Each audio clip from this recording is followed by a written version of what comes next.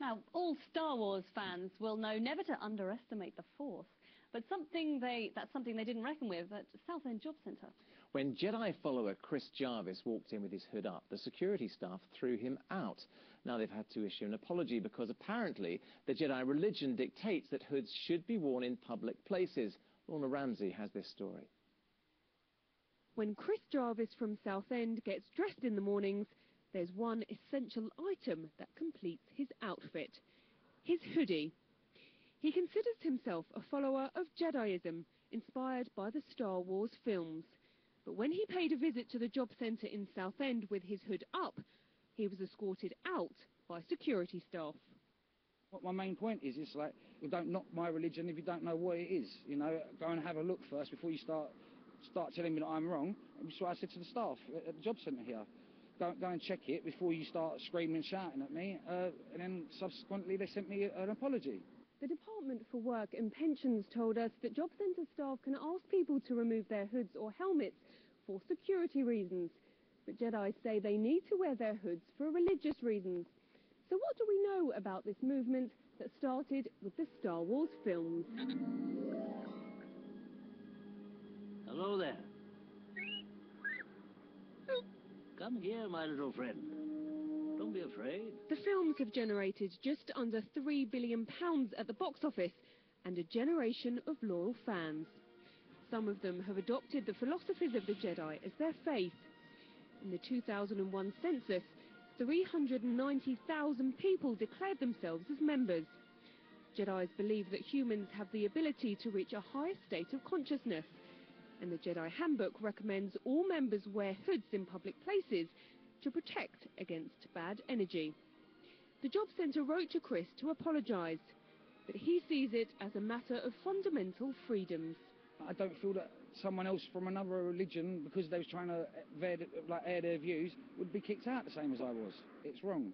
Everyone should be able to do what they do in their religion. It shouldn't be one rule for you and you, but because this is from a film, not from a book, we don't believe you. Chris just hopes that from now on he can wear his hoodie wherever he goes.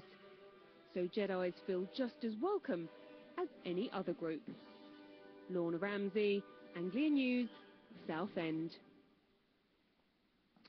So then, should Jediism, as it's genuinely known, really be taken as seriously as other religions? Well, earlier, we spoke to the man who claims to have founded Jediism in the UK, Daniel Jones. Mr Jones, from Wales, has also been asked to remove his hood in public while shopping at Tesco's in Bangor.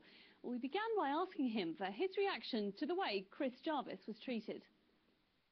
Basically, the same way I was treated. I mean, it's definitely discrimination and an uneducated view of the religious system in Britain.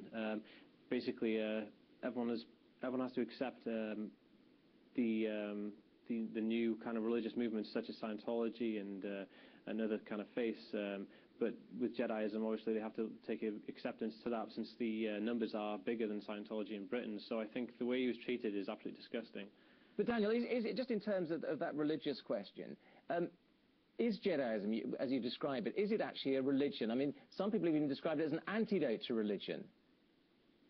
No, it's definitely a religion. Religion is a set of beliefs which you believe in, which you abide by. It's a life philosophy you abide by. We submit to the Force, which is supernatural energy. We have a doctrine and a training process and own religious scriptures. So in that respect, yes, it is a religion, as any other religion would be looked upon as not having to justify itself. Like Buddhism don't have a deity, so you can't really put a class what is and isn't a religion. Some people might still see it as slightly ridiculous, if you don't mind me saying. The films were such a huge success, they made a huge impact, but do you really think that Jediism has a future?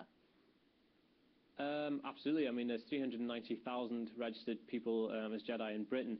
We have about 1 million members worldwide, or just over that.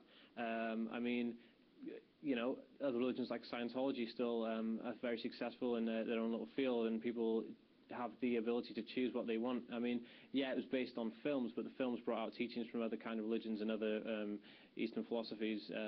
So it's like any other religion. It started from something small and will continue to grow and grow. OK, thanks, Daniel Jones. No problem. There you have it, Jediism for you. Stay with us here on ITV Anglia. Time for the news